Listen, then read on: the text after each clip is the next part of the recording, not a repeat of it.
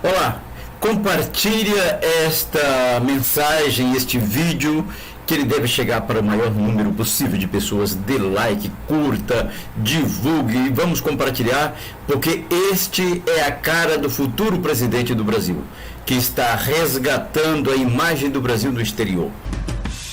La droite française adore le Premier ministre hongrois Viktor Orban. Eh bien, la gauche aussi a son icône à l'étranger. L'ancien président du Brésil, Luiz Inácio Lula da Silva, 76 ans, qu'on surnomme juste Lula. Cette semaine, il fait un petit tour d'Europe où il est accueilli comme une rockstar par les gauches européennes. Parce que Lula, c'est la success story moderne de la gauche, pour pas dire la seule. À l'origine, Lula est un ouvrier devenu syndicaliste. Il est parvenu à se faire élire président du Brésil en 2003. Pendant ses 8 années au pouvoir, Lula a lancé des programmes sociaux très ambitieux qui ont sorti des millions de personnes de l'extrême pauvreté. Au Brésil, il est ultra populaire. En 2017, la justice l'accuse de corruption, il est incarcéré et déclaré inéligible, mais début 2021, coup de théâtre, la Cour suprême annule toutes ses condamnations. C'est donc un retour en grâce en politique. Lula veut affronter Bolsonaro à la présidentielle l'année prochaine. Et depuis hier, il s'offre une tournée des popotes à Paris. Les leaders de la gauche française se l'arrachent. C'est devenu un must, se prendre en photo avec Lula. Aujourd'hui, tout le monde s'y est mis sur Instagram. Anne Hidalgo a posté 7 photos sur Insta de son déjeuner avec Lula. François Hollande a fait pareil. Jean-Luc Mélenchon aussi, il le prend carrément dans les bras.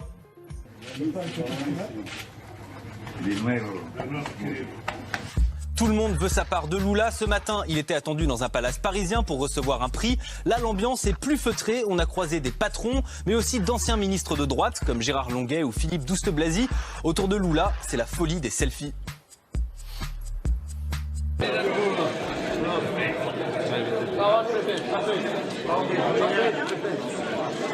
On a même aperçu le milliardaire Laurent Dassault demander un selfie à celui qui pourrait redevenir président du Brésil. On peut enlever son masque. Son masque. Super.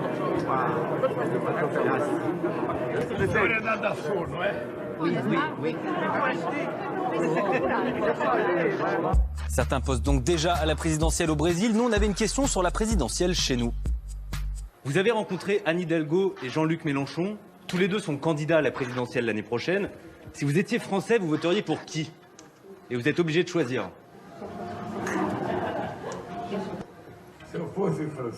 Ah, si j'étais français, je vous rappellerais d'abord que mon vote est secret. Désolé, je commence par une plaisanterie, mais... En fait, il faut que l'esprit qui prévale dans votre campagne électorale, ce soit une France plus solide, avec de l'emploi pour le peuple, avec de meilleurs revenus et surtout, avec beaucoup d'amitié envers le Brésil.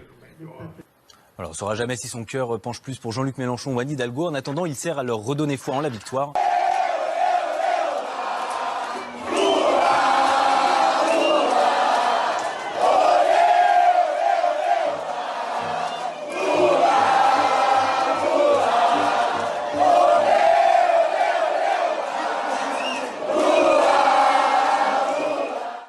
Os olhos são inúteis quando a mente é cega.